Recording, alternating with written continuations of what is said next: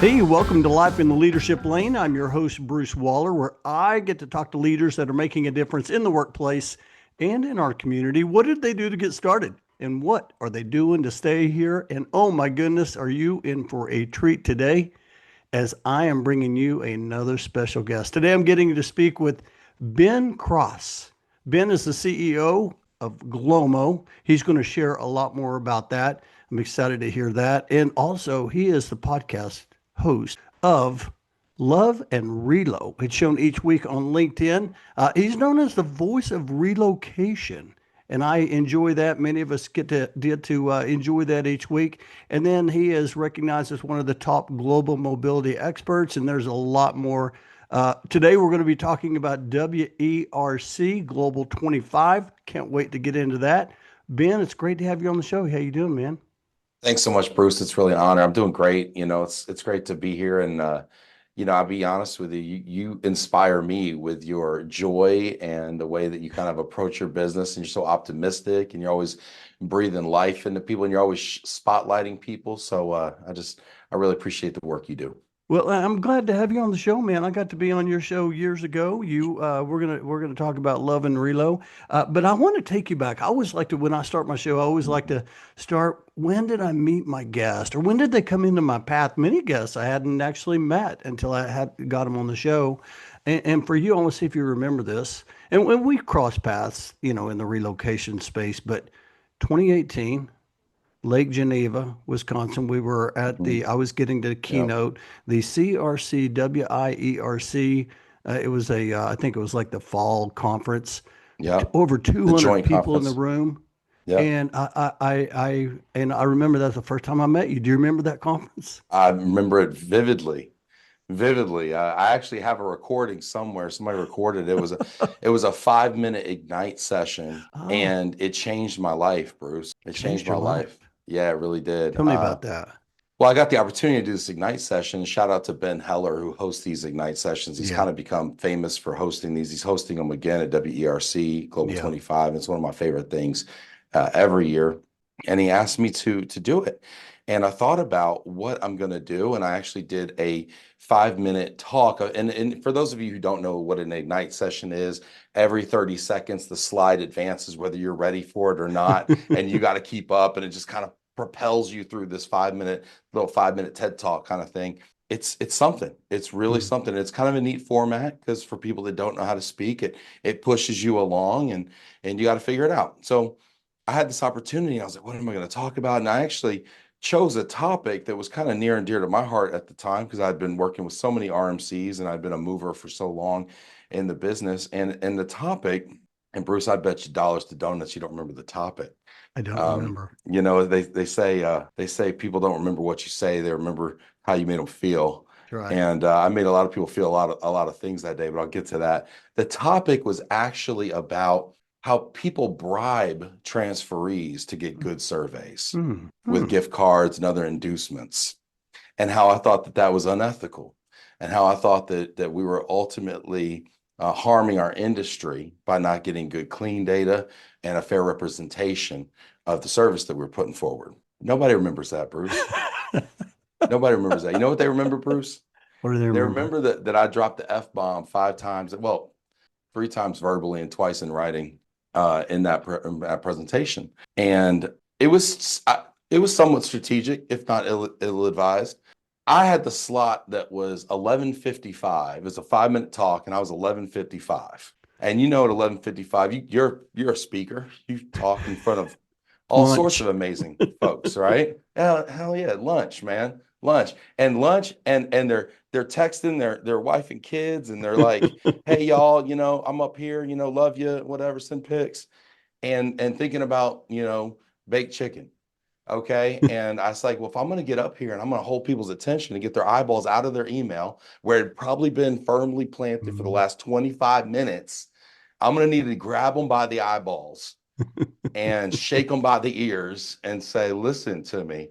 And so I decided I was going to go in with some big graphics. I think I had a graphic of someone committing seppuku, which is, the Japanese honor suicide. You know, I said, I was using a lot of graphic language and Hmm. imagery. And it was funny, the reaction was so interesting Mm. because by the end, people, I'll tell you one thing they weren't doing this anymore. Mm-hmm. They weren't looking at their phones anymore. Yeah. They were riveted. They were on Yeah. the edge of their seat. I had everybody's eyeballs, for better or worse, at Yeah. that moment. I get off the stage, people are clapping, they're cheering, and it wasn't just for the baked chicken. They were enthused.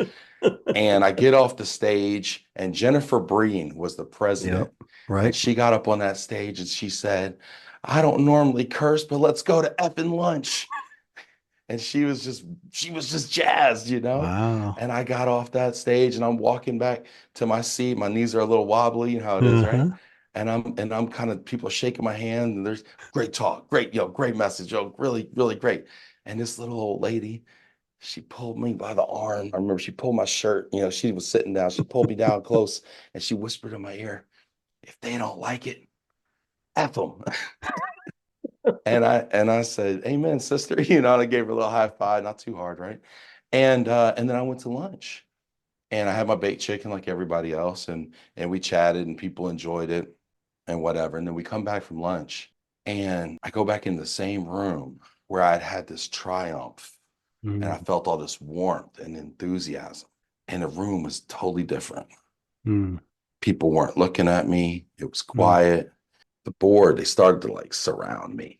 I felt like, honestly, it brought me back to high school. I felt like I was about to get jumped. I Oh. felt like I was about to get physically jumped. They surrounded me. Like, I'm like, why are y'all circling me here? Like it's a business function. And they weren't going to jump me, but they were like, we've had complaints. We've had complaints from corporates. Of course. From corporates. Uh-oh. Get the steak, burn them alive. Mm. They said this wasn't professional. They Mm. said they don't come to these meetings for this kind of talk, et Mm. cetera, et cetera. I'm like, we need to issue an apology. Mm. I was like, well, you can do whatever you want to do. Mm. I was like, but I ain't issuing nothing. I said what I Mm. said. I believe it. I stand by it. Sorry if the language was a little coarse, but Mm. you don't need to go apologizing to people. People are adults here. Mm. And it was interesting because some of those folks were my friends. Mm. And I felt really alone in that moment. Mm. I felt really alone and I was really scared. Mm. And I was scared. I was scared for my career. I Mm-hmm. was like, uh-oh, what's going to happen when I go back to Michigan? And I was working for, a really conservative organization, Mm-hmm.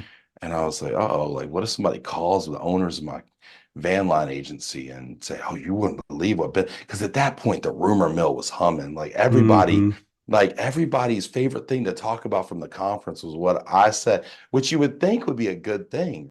But nobody and everyone missed the message. And I was worried. So I drove all the way back from Lake Geneva, which is like, oh, it's like almost 5, 6 hours to Detroit. Mm-hmm. And I just was really scared. Mm. And what a lot of people don't know is I actually got canceled for the first time from that. I was asked on my drive there, I was called by the Minneapolis Employee Relocation Council, and they asked me to MC their event in the spring.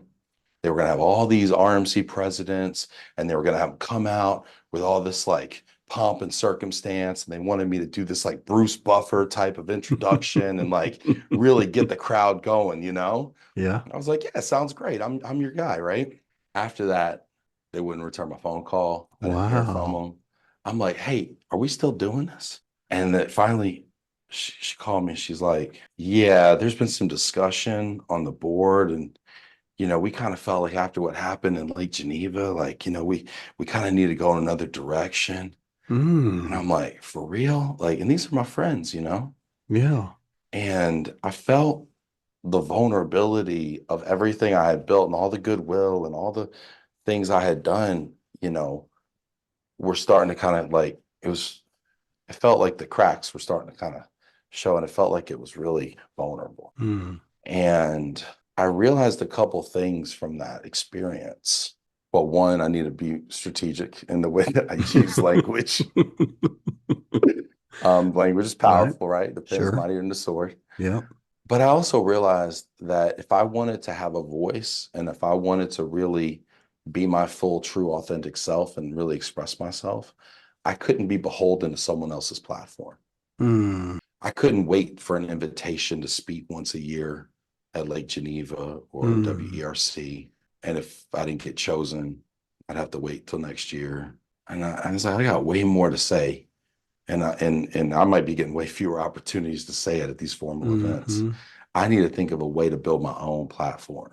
mm, And that really was the impetus to start Love and Relo mm, because starting a podcast, starting something like this, Bruce, as you know, writing a book, being a speaker, starting a podcast, yeah. it's very vulnerable. Hmm, It's scary putting yourself out there like that, you know? right. And the fear of staying put has to almost kind of exceed the fear of stepping out. Mm, And in that moment, it was a gift because now the fear of staying put actually did exceed the fear of taking a little bit of a risk. mm. Man, there's a lot here, brother. Yeah. That was that is so good. I haven't really heard that whole story.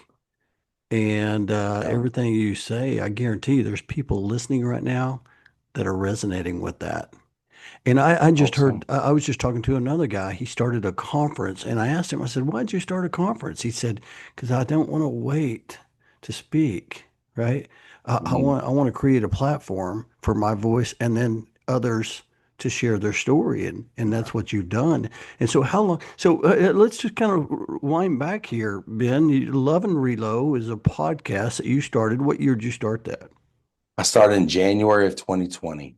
2020, Jan January. It's important. It's January of important. 2020. By the way, January. we didn't know a pandemic was coming at that That's right. time, It's correct? COVID-19, but it didn't hit our shores until Right. March Yeah. of 2020. Like it wasn't a Yeah. thing. I remember going to a sales conference at the Van Line in Chicago, and it was the week before St. Patrick's Day or Yeah. whatever. And I remember going into that conference, and it was a joke. It was like coronavirus is Hmm. what you call in sick, when you got a hangover and you had too many coronas, Yeah. watching the football game. Yeah. And then by Friday, I was scared to pump my own gas. Like, I mean, literally, it went from a joke to Major League Baseball's canceled, Final Four's canceled, Yeah. basketball's in a Right. bubble, every day, Yeah. I mean, every day something was canceled. And you're just like, holy crap, like, is this Yeah. for real? And then by the end, it's like, I guess the guy I'm driving home with is my quarantine buddy. He's in my Hmm. bubble. Like we're COVID, besties now. But it was important because that was my first break from Love and Relo. Yeah. So that conference that I went to, being gone for, the better part of a week in Chicago, was the first time I had taken a break from Love and Relo. Because up Hmm. until that point, and it doesn't sound like a long time, but from the first week of January to the middle of March, I Hmm. had done a Love and Relo every single day. Hmm. I had done a live show, 1 hour live show every day. Hmm. So that's whatever that is, 10 weeks or something, give or take. Hmm. So I'd done roughly, 40 to 50 episodes at that point Yeah. by the time I took a break for COVID. And then I when I love came it. back, the show was totally like it meant something different. Before we were messing around, and now it felt like it had a purpose. It felt Yeah. like it was like God put it there almost like as a watering hole for people to come around and, do sanity checks and find community when they couldn't even leave their home and stuff. I mean, I'm like that, and I think there's people listening that are like that. They remember seeing you early on, and then how your program has just evolved into a very purpose-driven program, and I just love that. How many shows have you done now? Almost 700. 700. Yeah. We here we're on, I don't know, this is number 238, I think. You're very prolific, Bruce. I mean, most podcasts don't get past 12. That's what I hear. This is so good. Oh my goodness. Listen, I want to get into a lot of stuff. There's so much here. First of all, I wrote down the word bold. During that conference, when I was speaking, I did a little exercise about defining your brand. And I remember I asked people, I said, hey, go out there, ask your friends, what do they think of? And I remember you came back and you sent me a note and said, hey, my brand that came back is bold. Is that good? I'll never forget that because I said, at first I looked at it, I was like, bold, wow. I said, but I can see that, how you are bold and how that's inspiring to a lot of people because they want to be bold. They just can't quite break out of that shell. Have you always Yeah. been bold? Yeah, it's kind of sort of. I've always been put in uncomfortable situations or was given the opportunity of being bold, right? And I don't remember what I think it was one of those movies, like Bruce Almighty or something, right? Where it's like God doesn't give you, the thing you're looking for, he gives you the opportunity, to find Yeah, it, right? And so I yeah, think I've always been put in situations where I had to be bold or yeah. else it wasn't going to work. But I remember the first time I think I was ever described as bold, at least in my face, I was and I've never told this story, but I was on a youth retreat, right? Hmm. With my youth group in high school. Yeah. And I don't know where we were. We were like Pennsylvania or I don't know, somewhere. It was very wooded. I remember there was a lot of woods and we were walking around in the woods and we were planning a music festival, right? It was the first youth fest music festival. Yeah. And I saw like this little radio station in the woods.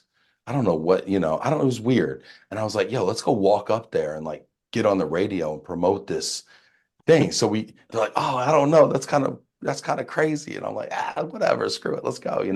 And so we walked up there and like banged on the door. Of course, nobody's there. It's like a radio station in the woods. Like, it's not manned 24/7, right?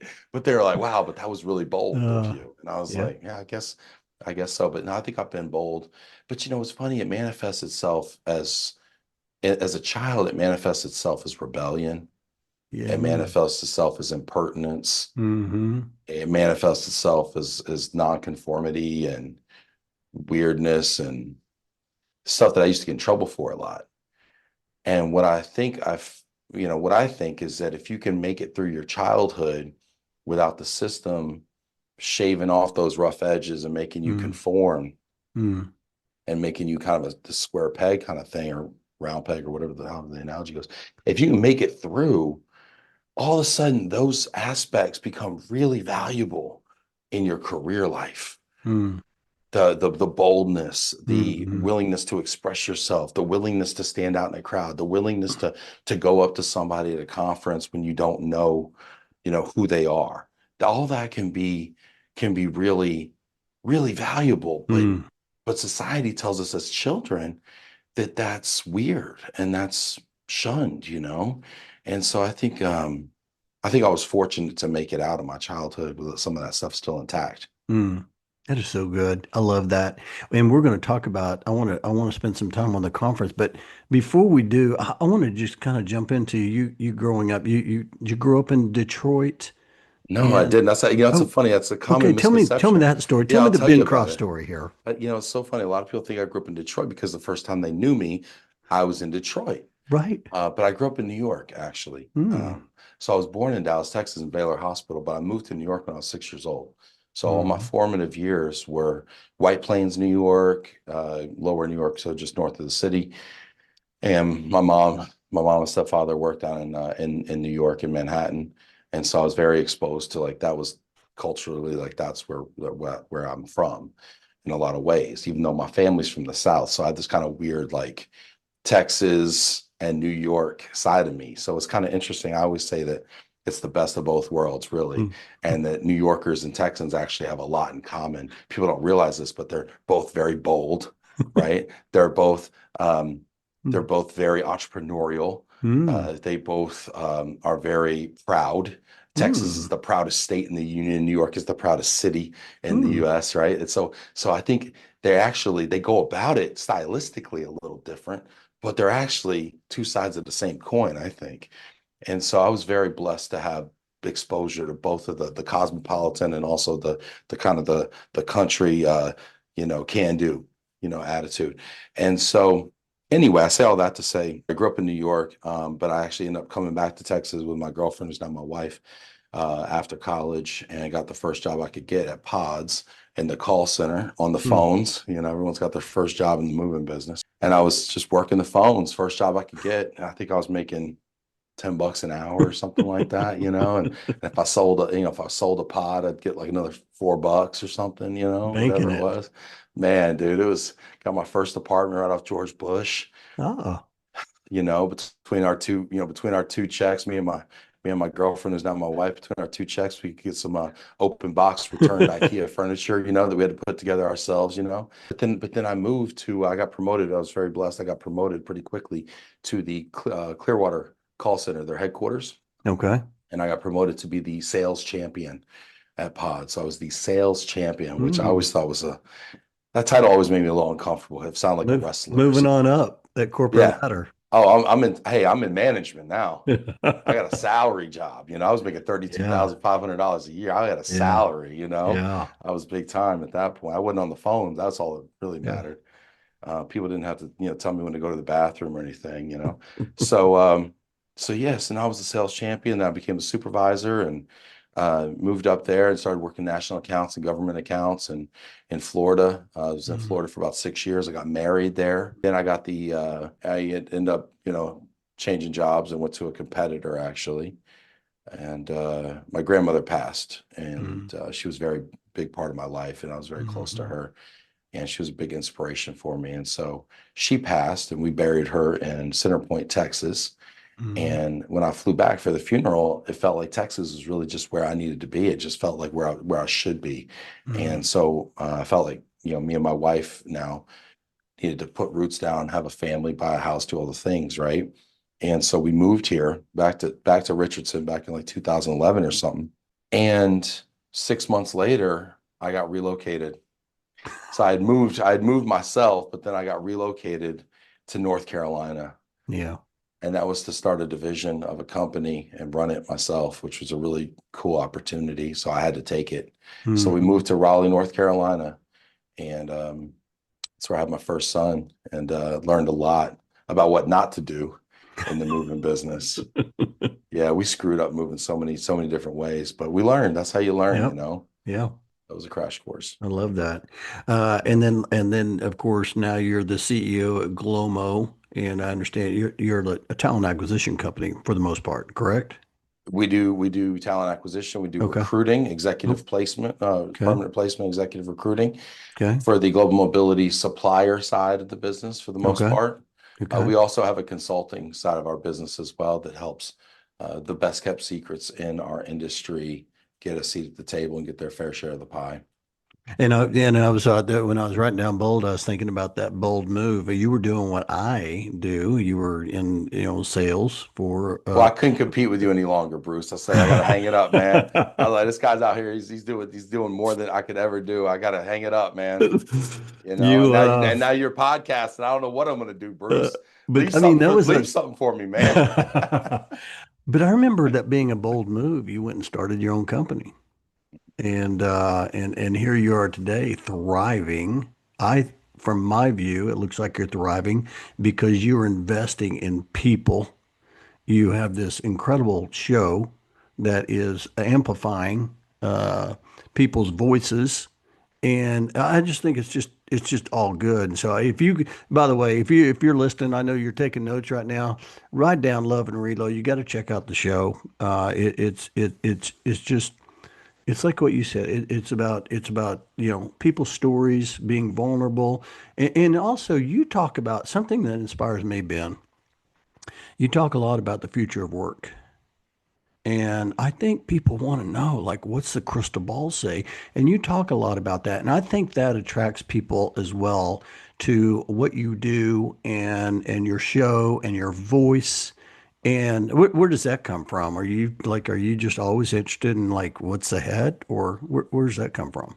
Well, I think as a business person, as an entrepreneur, you naturally gravitate towards the business of the industry you're in, right? So I think that some folks gravitate towards the practice of global Hmm. mobility, right? The practitioners, right? The Hmm. corporate folks who benchmark things and from a policy standpoint and best practices standpoint. And I think that's fantastic. We have talked about a little bit of that, but my personal interest is really on the business of the relocation and global mobility industry. And from a business standpoint, I'm always interested in kind of where the puck is moving and planning for that and being very strategic and being upstream and being prepared for those changes. And it's so interesting because when I got into the, corporate relocation space and started showing up to the national conferences in probably 2011, I want to say, maybe Mm. San Antonio National Relocation Conference for ERC was probably my first one.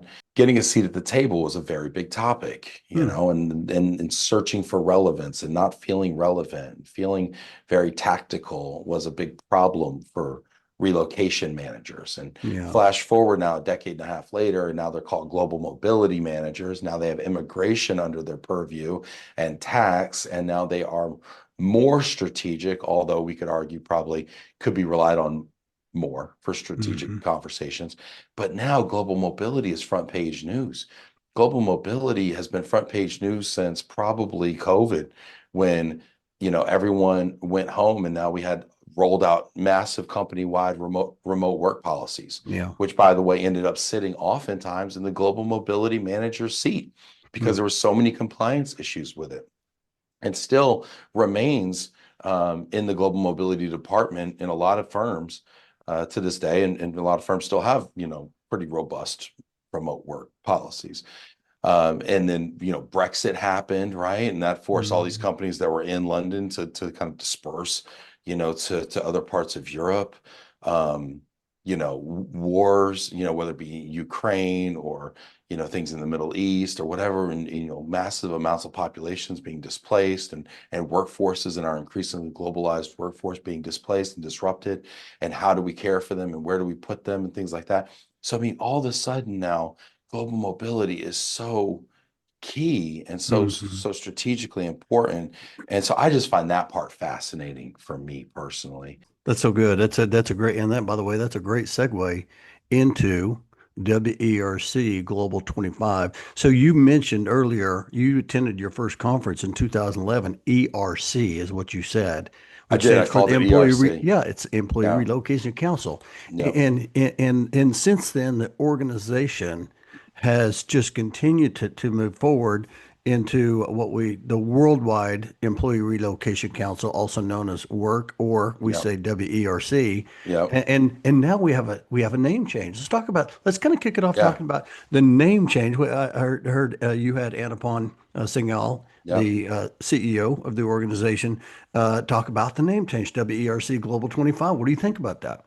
Yeah. So they are easing us into the nomenclature of work Yeah. and going from WERC, Worldwide Employee Relocation Council, to WERC, to now just saying work, and work Global 25. And I think this is going to be the year where we start really saying work. Um, there's a lot of plays on that word, like, oh, we're going to have workshops. Mm. And, there's just a lot of fun things you can do with the wordplay. For me, I find myself in a weird point in my career right now, Bruce, where Hmm. now I'm like starting to be the old guy in the room. I was always the young guy. I was always the YP40 guy.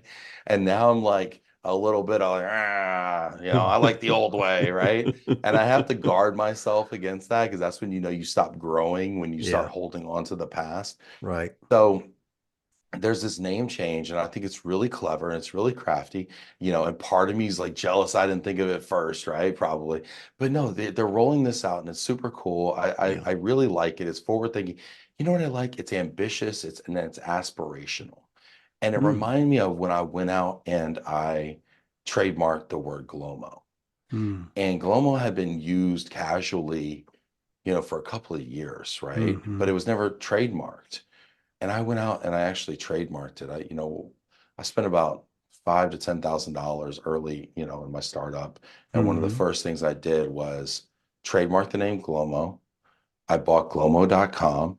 I got the .com, Hmm. and I really went all in on the intellectual property of it because I believed in it, right? Yeah. And I remember when I first did it, I got a lot of pushback about it, because Hmm. people that were kind of using it casually were kind of mad that I went and, grabbed it and own it now.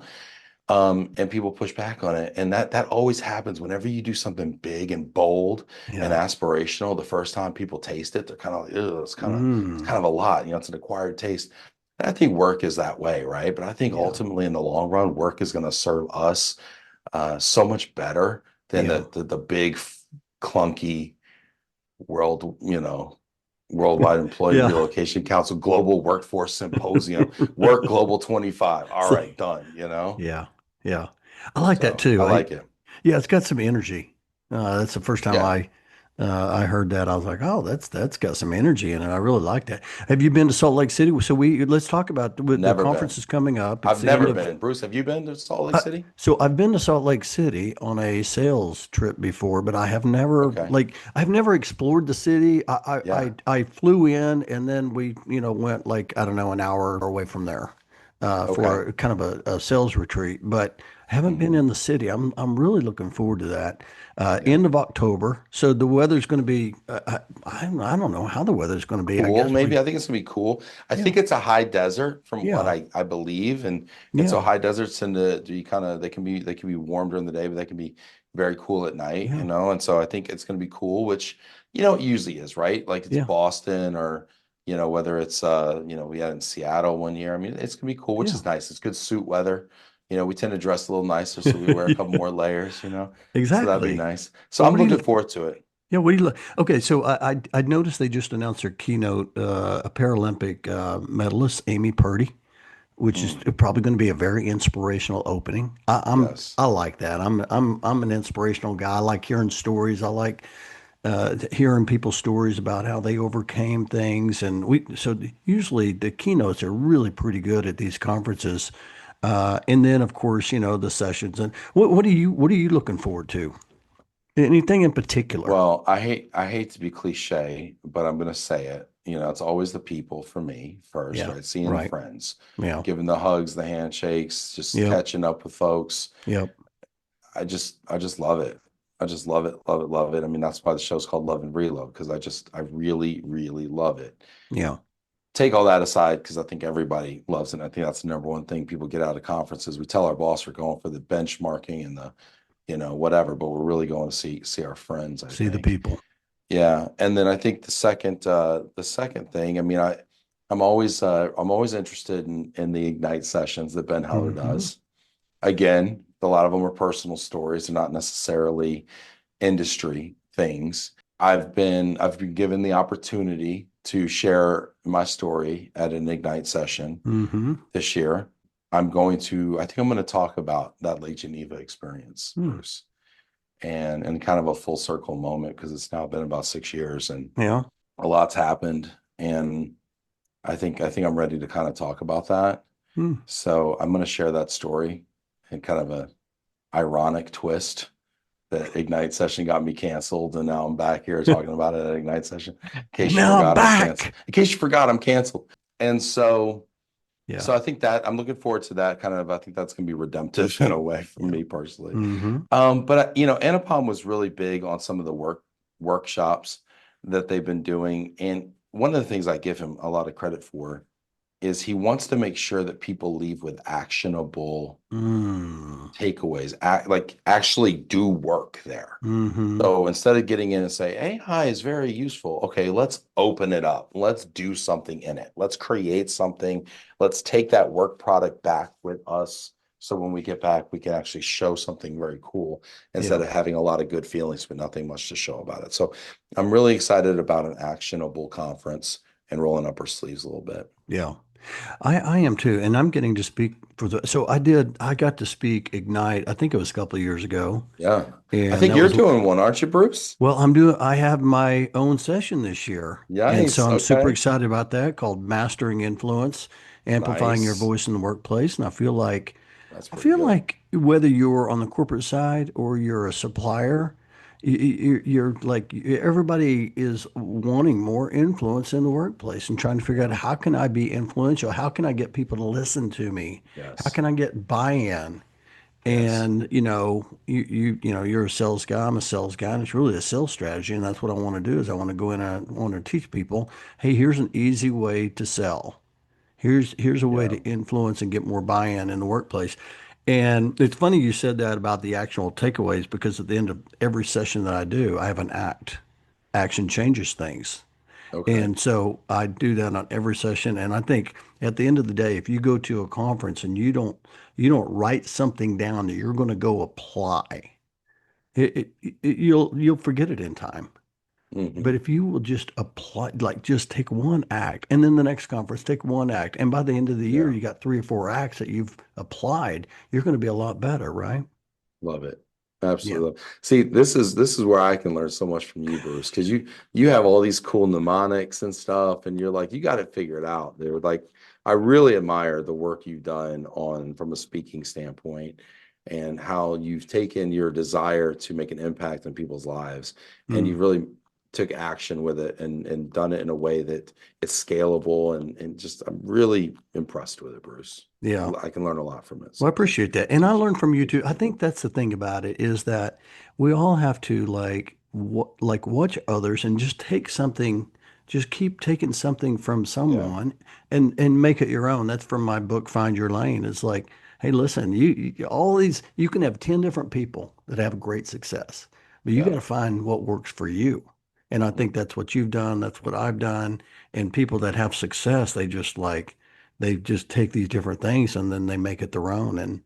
I'm the same way with you. I admire you a lot, man. I'll tell you, the time goes by so fast. I do want to ask you some fun questions. I call it, it's time to Okay. accelerate. Okay. As we kind of conclude here, man, we could have an 8 hour session Yeah. on what we talk about, but I want to talk about it's time to accelerate. Something, and we talked, we're going to Salt Lake City. We haven't been Mhm. there before.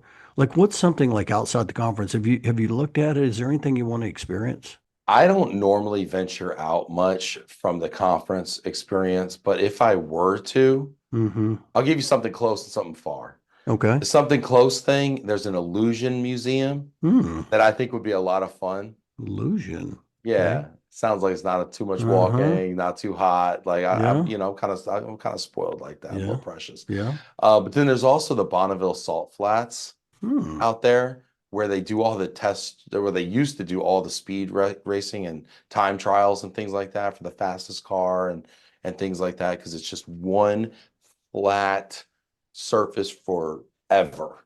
Hmm. And they would just God made it, just boom, flat. And I think that that would be kind of cool to see. Okay, so 2011, that's 15 years ago.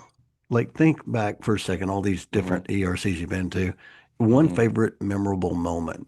I mean, gosh, there was a time that I was volunteering a lot within Worldwide ERC, and I was in the YP, group a Mm-hmm. lot. And there was a woman, Heidi Hume, that ran it, Hmm. and Heidi was just wonderful. And I really made it known. And here's a lesson for folks out there who are looking for relevance. I really made it known that I would do whatever she wanted me to do. If she needed me to help her set something up, if she needed me to hold the selfie stick and take pictures, if Mm-hmm. she needed me to do the registration, like whatever she needed me to do, I would do it for her. Mm-hmm. And I was very clear about that. You cannot wait for people to ask you. You cannot assume that they know your heart or you read your brain. You have to make it very plain for them. And so Heidi called me and she's like, Ben, where are you? I'm like, I'm in the lobby right now talking to so and so. She's like, I need you in the Virginia ballroom in 5 minutes. I'm like, yes, ma'am. And I go into the Virginia ballroom, and all of a sudden, Bill Grable is in there, and Ryan is in there, and Sue Carey's in there, Yeah. and it's just like it was kind of a who's who, honestly, at the time, right? Of Yeah. former Right. chairs, and they were doing a send off for Dale Collins, who was the outgoing chair of WERC, and they were doing a skit, and they were doing like a Jeopardy style skit for him at the closing remarks or whatever. And they needed somebody to fill in because someone couldn't make it. Someone was delayed and their Hmm. flight couldn't make it. And so Yeah. I had to learn my lines. They had makeup. I had to learn some lines and I had to stand up there. And I think I said something like, not, it's extended business travel or something, or it's not Right. working, it's networking, or I forget my line. Anyway, I barely got out of there alive. But anyway, my point was it was so cool to be called and then to get to see my skit on the main stage and to get to be a part of so many people who I had so much respect for, to Yeah. a very special moment for them. So anyway, that was just a really funny little thing that happened to me. Yeah. Oh man. And the point is, man, you just got to keep showing up. I remember seeing you. I remember one time, I think it was I want to say 2018 ERC, maybe 2017, but it was in Dallas, Texas, in Grapevine at the Gaylord. Hmm. And I saw you up there interviewing with Peggy Smith. I thought, wow, Hmm. that's pretty cool. He must be like, he's a big deal. I think You that was remember my that? first time wearing full makeup. Yeah. The Yeah. first time I ever wore full Yeah. makeup. I remember seeing you up And there. Peggy interviewed me, and I was like, Yeah. this is awesome. Because Hey. I had been doing a lot of like, hey, we're here at WERC. How's it going, everybody? We're here at booth 110. Hey, Yeah. Bruce, how's it going? What's Yeah. up? And I've been doing that stuff a lot. And so that's how people knew me. And so they knew, hey, he's Yeah. good for an interview. And so she put me in full makeup. I got up there, we did a little chat. But the set was gorgeous. It was in Seattle, Yeah. actually, is where it was. And the set was absolutely gorgeous. I was like, I gotta Yeah. get me one of these. Yeah. I remember that. Yeah. Yeah. Yeah. It And then looked I walked professional. around, and then I walked around for the rest of the day in full makeup. And I remember I couldn't move my face. Like it was like the weirdest feeling. And I was like, people walk around like this all the time. So good. So good. Yeah. Hey, I got one final question. I like to ask all of my guests this question. And the question has been 10 years older. He's around the corner right now and he's knocking at your door and you are going to go answer that door. What's he going to Hmm. tell you? I need to save some money and lose some weight, probably. It's probably what he needs to tell. It's probably what he's going to tell me, you know? Yeah. And probably also to just be present with my kids. My boys are 7 Mm, and 10 right now. 10 years from now, they're gonna be 17 and 20, right? And they're gonna be, one's gonna be in college and one's gonna be going off, hopefully, right? And and I just went and picked out a Cub Scout uniform for my son yesterday. It was his first mm, time. that's awesome. And it's like, so just savoring those moments. That was my word. I always have a word of the year, and that was the word of the year I had last year, presence. And Hmm. it's so important, man. This has been so good. I'm so Thank you, grateful Bruce. for you coming on to the show today and just sharing, Thanks for having me. just sharing your heart today Yeah. and getting to talk to about WERC Global 25. I'm excited about that. I'm going to clip out a section of that and I'm going to post that on social media and get everybody excited for that. Hey, for those that heard you and they're like, you know what, I don't know Ben. I can't imagine someone listening to the show that doesn't know Ben Cross. But if someone says, hey, I want to follow Ben, I want to connect with Ben, I want to learn from Ben, what's the best way for them to connect? I would love for somebody to connect with me on LinkedIn, shoot me a little note about the pod, and connect with me on LinkedIn. If you do that, you will then get notified about the Love and Relo shows. Hmm. If you want to make sure you don't miss one, because sometimes the notifications are hard to get, there's a little bell in the top right corner of my profile. If you click the bell and say always notify of posts, then you will be sure to get the notification when I post something. And I post hopefully 3 shows a week, Mhm. if I'm doing my job right. So love to stay in touch that way. And if you ever want to have a cup of coffee or something, I'm around. I got to get me one of those bells. Yeah. Hey, the bells are free, man. You just got to know where to look. I Yeah. love that, man. This has Hey, been so Bruce, much but fun. Bruce, you got to do me a favor. Can you do me Okay, one favor? sure. You got to come on my podcast now. I'll I do it. want you to come in office though, because I know Hmm. we've done stuff before, but I want you to come in office here in Richardson, and we'll do a live one. I would love it. And you got to sign our wall of fame here. Oh, Yeah. I can't wait for that. And I know we're concluding the show here, but I'm really excited about seeing your wall of fame. So I'm going to talk more about that once I get to see that. I'll take you up on that for sure. Thank you. I'm Mean a lot. grateful. I'm grateful for you. I'm grateful for you coming on the show. I'm grateful for the work that you're doing and amplifying global mobility and really just helping people in the workplace. And you're just doing fantastic work. I'm grateful for our friendship that we built. And thank you for coming on the show, Ben. I really appreciate you, man. Thank you, Bruce. It's a real honor and pleasure. Thank you so much. Good, great to be here. All right. I'll talk to you later, man.